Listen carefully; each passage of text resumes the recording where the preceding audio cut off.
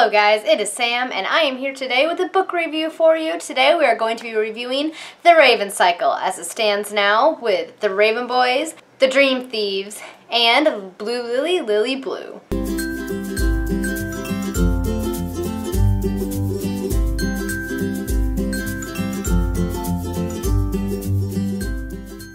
Hello everyone, it is Samantha. I hope you guys are having a fabulous day. As I said in the intro, I'm here today with a book review. I decided to do a review on The Raven Cycle as it stands now. So there's going to be, I believe, 4 books altogether, but only the first 3 are out. That is The Raven Boys, The Dream Thieves, and Blue Lily, Lily Blue. I just finished Blue Lily, Lily Blue the other day, and now I want to review the whole series as it is now. Yes. So The Raven Cycle is a young adult urban fantasy story. The Raven Cycle takes place in West Virginia, I believe it is. It follows 4 main protagonists. The first is Blue, who is the only non-psychic growing up in a family of psychics. She lives in a very unconventional home. She lives with her mother and her aunts and her cousins, all female, and they're all psychic in some capacity.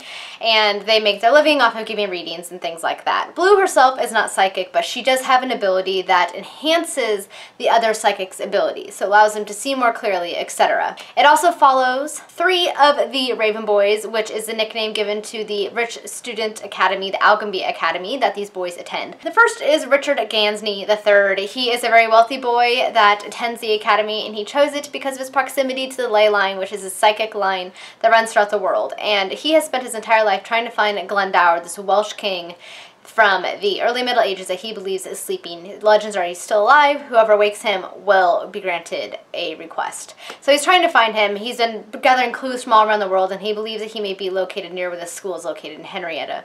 He also has 2 friends. One is Adam, who is a poor boy that has kind of paid his way through scholarship and his own work to attend this academy because he wants to further his education. And he kind of struggles with that, and also his abusive father. His third friend is Ronan Lynch, who is like this kind of a troublemaker, very wild child. His father is dead, his mother's in a coma, kind of has a troubled past. So those are the 3 Raven Boys. So the story basically opens with Blue. Blue's a very interesting character in that she has been told by her aunts that she has a curse. Her curse is that if she kisses her true love, he will die. So she already doesn't care about that because she doesn't want anything to do with boys. She can't stand them. She just wants to do her own thing. Very independent, strong-willed young woman. So the story kind of opens in this place where Blue and her mother, usually her mother, this year it's her aunt, every single year she has to be there as they watch the dead walk down what they call the spirit road. And these are the future dead, people who live nearby that are going to be passing the next year. She enhances her mother and aunt's ability so they can actually see them and get their names, write them down, and then they'll inform the people who are going to be passing so that way they can get their affairs in order, etc. So Blue is helping her aunt at this, and she sees her first spirit. It is a boy in an Algonby Academy uniform, and he ends up telling her that his name is Richard Gansney.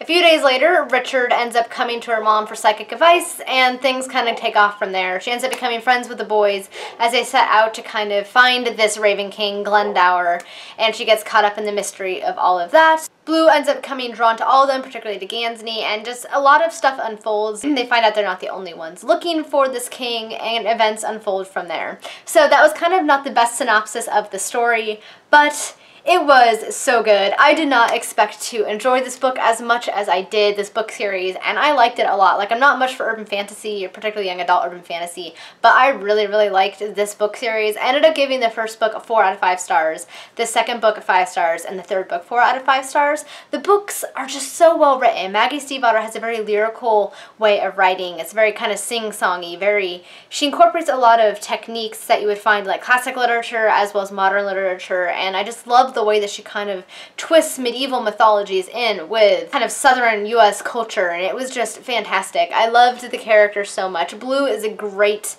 strong, female, independent character. I love how she kind of thinks for herself, doesn't really care about, you know, the boys or anything. She just wants to kind of be friends with them, and that was fantastic. And just the friendship among the boys themselves is fantastic. Gansney is kind of this fatherly character that looks after everybody and looks after their own needs before his and tries to help in any way he can. And they're all like fairly intelligent boys. It is just so well done. The story has a really atmospheric environment. Like, you really feel like you're there, and you get really engrossed in the story, and there's a lot of mystery, and it can be kind of dark but also beautiful at the same time. It really can. You should read it, Bailey. It's excellent. It was just so good. I really, really, really enjoyed these book series far more than I anticipated. Maggie Stiefvater's, the way that she kind of unfolds the story was done really, really well. She just kind of pulls you in, and the character growth with the characters, really get to know them, and it was just so fascinating. So some of the things that I really liked about the novel was the writing style. It was intelligently written and written in such a very lyrical fashion. I really enjoyed that. I really liked her use of imagery and her use of mythology and intertwining with modern day events. It was just done very, very, very well. Some of the things I didn't like is that sometimes it did seem a little bit disjointed at times, and I think that there's a lot of build-up with not too much payoff. Like, you think that events are going to progress a little bit quicker than they do, and they don't. So I feel like there could have been some things done in the last book, Blue Lily Lily Blue, for example, that were not.